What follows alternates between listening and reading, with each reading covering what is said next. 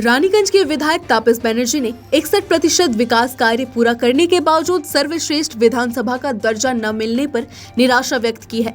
गुरुवार को एक प्रेस कॉन्फ्रेंस में उन्होंने इस पर सवाल उठाते हुए कहा कि रानीगंज में सबसे अधिक कार्य किए गए हैं, फिर भी अज्ञात कारणों से विधानसभा क्षेत्र को पीछे छोड़ दिया गया है।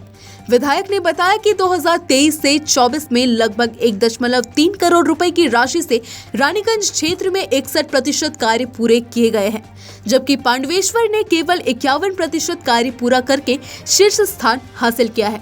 उन्होंने दावा किया कि रानीगंज विधानसभा क्षेत्र में किए गए कार्यों को सही तरीके से प्रस्तुत नहीं किया गया है, जिससे अन्य विधानसभाओं की तुलना में रानीगंज को कम आंका गया। मुख्यमंत्री ममता बनर्जी द्वारा दुर्गापुर में आयोजित प्रशासनिक बैठक में पांडवेश्वर विधानसभा को 51% कार्य के साथ पहला स्थान मिला, जबकि बाराबनी 49% और जामुड़िया 40% कार्य के साथ क्रमशः दूसरे और तीसरे स्थान पर रहे। इसी क्रम में अन्य विधानसभा क्षेत्रों की तुलना में रानीगंज का 30% कार्य दिखाया गया, जिससे विधायक तापस बनर्जी असंतुष्ट है। विधायक ने किसी विशेष व्यक्ति या अधिकारी पर आरोप नहीं लगाया, लेकिन उन्होंने इशारों में कहा कि उनके कार्यों को सटीक रूप से नहीं दिखाया गया, जो उनके लिए चिंता का विषय है।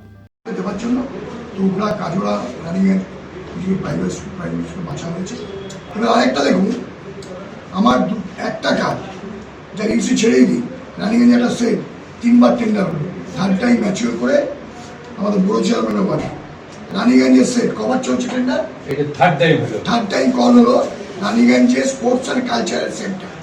ভিডিও অফিসে খোঁজ নিন। 25 আর 35 লক্ষ টাকা খন্ড 85 লক্ষ টাকার লুজ কাজ আছে, জ্যোতির আছে 6 লক্ষ, জ্যোতির বাড়ি 85 লক্ষ টাকার কাজ ভিডিও অফিসে ঝুলছে, কিন্তু এটা জুড়ে নিয়েছি ইউসির সাথে। হ্যাঁ, ফান্ডটা জুড়ে নিয়েছি।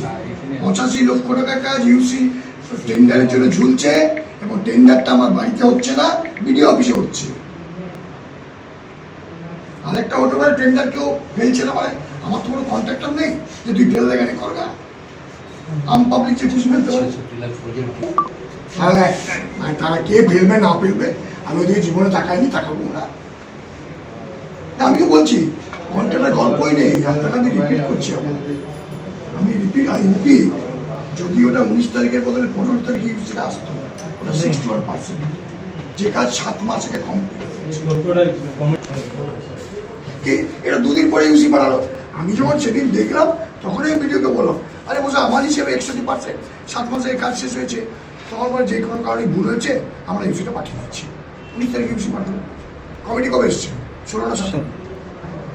মানে যে পুরস্কার, যে সম্মানের অধিকারটা আপনার ছিল না, আমার কাছে আমি সম্মানের মুখাপেক্ষি নই ভাই। আমার 17 বছর 18 বছর ব্যাটিং চলছে। ষোলো ভাই, আমার কোনো সম্মানের মুখাপেক্ষি আমি নই। আমি সম্মানের জন্য এগুলো করি না, এটা আমার কর্তব্য বলে মনে করি না। মার্কস বোর্ডে যে মার্কস বোর্ডে অপার যখন ট্যাবলেট বেরোবে তখন মার্কস বোর্ডে ঠিকই থাকবে। মার্কস বোর্ডে আমি রিভিউ করতে দিলে মার্কস যেমন বাড়ে, আমি রিভিউ করতে দেবো, মার্কস বাড়বে আমার। যে ভাই ইউসি দেবো তো আমার দায়িত্ব নয়, ইউসি দেবো তো আমার দায়িত্ব নয়।